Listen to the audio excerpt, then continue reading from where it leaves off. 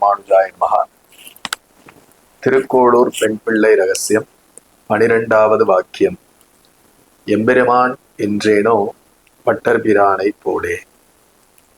திருக்கோளூர் பெண் பிள்ளை பெரியாழ்வார்னுடைய சரித்திரத்தை இந்த வாக்கியத்தின் மூலியமாக தெரிவிக்கிறாள். பெரியாழ்வார் விஷ்ணு சித்தன் அப்படிங்கிற இயற்பெயர் கொண்டவர். கிருஷ்ண பக்தியில் ஆழ்ந்து கிருஷ்ணனே கதி அப்படின்னு இருந்தவர். இளம் பிராயத்திலேயே சாஸ்திரங்கள் வேதங்கள் இதெல்லாம் கத்துக்கொள்ளணும் அப்படின்னு ஆர்வத்தினாலே முயற்சி பண்ணி பார்க்கும் பொழுது அவருக்கு ஒண்ணு தோணித்து, வேதம் சாஸ்திரம் புராணம்லாம் கத்துண்டு அதுக்கப்புறம் கண்ணனை தேடுறதா, இல்ல கண்ணனுடைய கதைகள் மூலியமாகவே கண்ணனை பிடிச்சுடலாமா அப்படின்னு ஒரு அழகான சம்பவம் நடக்குது. கிருஷ்ணர் மதுராவுக்கு போகும் பொழுது அங்க ஒரு மாலைக்காரன் ஒருத்தன் இருக்கான். இந்த மாலைக்காரன் தன்னுடைய ஆத்துல கிருஷ்ணனை கூட்டு சகல உபச்சாரங்களும் பண்றான். மாலைக்காரன் என்ன பண்ணுவான், சகல மாலைகளும் எம்பெருமானுக்கு சமர்ப்பிப்பான். அதுபோல அந்த மாலைக்காரன் சகல மாலைகள் அவனுக்கு தெரிஞ்ச விதமாக கட்டி தோரணமாக மாத்தி கண்ணன் வரார் அப்படின்னு சகல அலங்காரங்களும் தன்னுடைய ஆத்துல பண்ணி கண்ணனை வரவேற்று கண்ணனுக்கு அவனால முடிஞ்ச பல மாலைகளை சமர்ப்பிக்கிறான். கண்ணன் ஆனந்தப்பட்டு, இந்த லோகத்துல என்ன சௌகரியங்கள்லாம் உனக்கு கிடைக்கணுமோ அந்த சௌகரியங்கள்லாம் உனக்கு கிடைத்து மோட்சமும் கிடைக்கும் அப்படின்னு ஆசீர்வதிக்கிறார். இத பெரியாழ்வார் புடிச்சுட்டார். அப்போ புஷ்ப கைங்கரியமே பகவானிடத்திலே பிரியத்தை ஏற்படுத்தும், அது மூலியமா கண்ணனை அடையலாம் அப்படின்னு பெரியாழ்வார் நந்தவனம் அமைத்து அதுல பூக்கக்கூடிய பூக்களை எல்லாம் தொடுத்து மாலையாக வடபெருங்கோயிலுடையானுக்கு சமர்ப்பிக்கிறார். நித்தியபடி கைங்கரியம் புஷ்ப கைங்கரியம் பண்ணிட்டு வரார். அப்போ பாண்டிய தேசத்து மன்னன் வல்லபதேவன் பேர். இந்த வல்லபதேவனுக்கு ஒரு கேள்விக்கு விடை தெரியணும், பரம்பொருள் யார் அப்படின்னு. ஒரு நாள் ராத்திரி அந்த வல்லபதேவன் உலா செல்லும் பொழுது ஒரு பிராமணன் திண்ணையில படுத்துன்னு இருக்கார். அப்ப விசாரிக்கிறான், யாரு என்ன அப்படின்னு விசாரிக்கும் பொழுது அவர் பேச்சு கொடுக்கும் பொழுது வல்லபதேவனுக்கு ஒரு உபதேசம் பண்றார். எப்படி நம்ம ராத்திரி நிம்மதியா தூங்குறோம்னா பகல்ல உழைக்கிறோமோ, அதே போல மழை காலத்துல ஜீவிக்கணும் அப்படின்னா வெயில் காலத்துல உழைக்கிறோமோ, அதுபோல அடுத்த ஜென்மா இல்லாம மோட்சம் அடையணும் அப்படின்னா இந்த ஜென்மால முயற்சி பண்ணணும் அப்படிங்கிறது அவர்களுடைய உபதேசமா இருந்தது. இது அந்த மன்னனுக்கு எப்படி இதை அடையிறது, மோட்சத்தை எப்படி அடையலாம் அப்படின்னு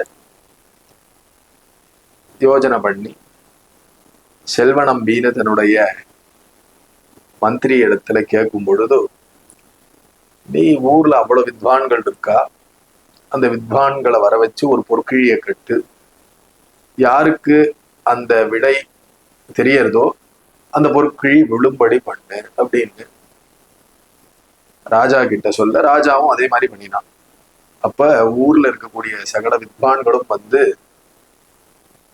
அவாவா அவனுடைய வேத பாராயணங்கள் புராணங்கள் இதிகாசங்களை கொண்டு அவாவா ஒவ்வொன்னும் சொல்ற 33 தேவர்கள் இருக்கா இல்லையா, அவாவா இதுதான் தெய்வம் இதுதான் பரம்பொருள் சொல்லிட்டே வந்துட்டு இருக்கா.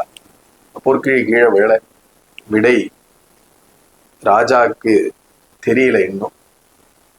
அப்ப பெருமாளே விஷ்ணு சித்தர்னுடைய கனவுல போய் இந்த மாதிரி வல்லபதேவன் பரம்பொருள் யார் அப்படின்னு ஒரு பொற்கிழியை கட்டி காத்துட்டு இருக்கான் பதிலுக்காக. நீர் நான் தான் பரம்பொருள் அப்படின்னு நிறுவனம் பண்ணிட்டு வாரும் அப்படின்னா கனவுல பெரியாழ்வார் இடத்துல தெரிவிக்க, பெரியாழ்வார் சொன்னார், அப்பா நான் வேதம் படிக்கலை, சகல சாஸ்திரமும் படிக்கல, புராணங்கள்லாம் தெரியாது, அதெல்லாம் இருக்கட்டும், நான் தான் பரம்பொருள், நீ ஒத்துக்குரியான்னார். அப்படியே சுவாமி, நீர் தான் பரம்பொருள், அதுல என்ன சந்தேகம், அதை போய் சொல்லிட்டு வாரும். இல்ல சுவாமி, இந்த வேதம் இதெல்லாம் சொல்றாளே அதெல்லாம் தெரியாதேன்னார். நானே உள்ளிருந்து பேசுவேன். நாமளும் பகவான் இடத்துல இத பிரார்த்தனை பண்ணணும். நம்ம ஏதோ ஒரு காரியம் பண்றோம் அப்படின்னா நம்ம புத்தியை கொண்டு பண்றோமானால் அதுல தப்பு வந்துடும்.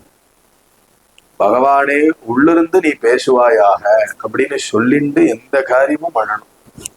பேசுறதாகட்டும் செயலாகட்டும். அதைத்தான் இங்க விரியாழ்வார் நிர்மாணம் பண்றார். அடுத்த நாள் காத்தால எழுந்துக்கிறார். வடபெருங்கோயிலுடையானுக்கு புஷ்ப கைங்கரியங்கள்லாம் பண்ணி மதுரைக்கு புறப்படுறார். ஊர்ல உள்ளவாள்லாம் பரிகாசம் பண்ணான். உனக்கு புஷ்ப கைங்கரியம் தானே தெரியும், அங்கெல்லாம் வேதம் படிச்சவா எத்தனை பேர் வந்திருக்கா,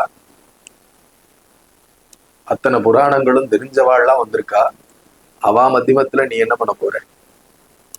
பெரியாழ்வார் சொன்னார், இது பெருமாளுடைய கட்டளை, பகவானையே நம்பி போறேன். அங்க போனாக்கா அங்கேயும் எல்லாம் பரிகாசம் பண்ண, இது பூக்காரன் அப்படின்னு பரிகாசம் பண்றா பெரியாழ்வார். வல்லபதேவன் பெரியாழ்வாரனுடைய தேஜஸை பார்த்து வியந்து சாஷ்டாங்கமா காலில் விழுந்து நமஸ்காரம் பண்ணி சகல உபச்சாரங்களும் பண்ணி இந்த கேள்விக்கு தேவரீரே விடைய அனுகிரகம் பண்ணணும்னு பிரார்த்தனை பண்ண, பரம்பொருள் ஸ்ரீமன் நாராயணனே அப்படின்னு சொன்ன உடனே பொற்கிழி விழுந்தது. அதற்கு தேவையான வேதத்துல இருக்கக்கூடிய சாரத்தை பேசுறார். கருடாழ்வாரனுடைய அம்சமாச்சே. பெருமாள் தான் சொன்னார் இல்லையா, உன்னிலிருந்து நான் பேசுவேன்னு சொன்னார். பகவான் உள்ளேந்து வேதத்தினுடைய சாரத்தை காட்டி, புராணத்தினுடைய எடுத்துக்காட்டுகள்லாம் காட்டி, ஸ்ரீமன் நாராயணனே பரம்பொருள் அப்படின்னு பெரியாழ்வார் மூலியமா பேச வச்சு பெரியாழ்வாருக்கு அந்த பொற்கிழி கிடைக்கும்படி பண்ணார். அப்படி கிடைச்ச உடனே யானை மேல ஏத்தி கொண்டு ராஜா ஆசையோட பெரியாழ்வார வீதி உலா பண்ணும் பொழுது சாட்சாத் பெருமானே கருடன் மேல ஏறி பெரியாழ்வாரை பார்க்க வந்துட்டார். பெரியாழ்வார் பல்லாண்டு பாடுறார்னு சரித்திரம் சொல்றது இல்லையா. இதைத்தான் திருக்கோளூர் பெண் பிள்ளை எம்பெருமான் என்றேனோ, ஸ்ரீமன் நாராயணனே பரம்பொருள் என்றேனோ, பட்டர் பிரானை போலே அப்படின்னு தெரிவிக்கிறாள்.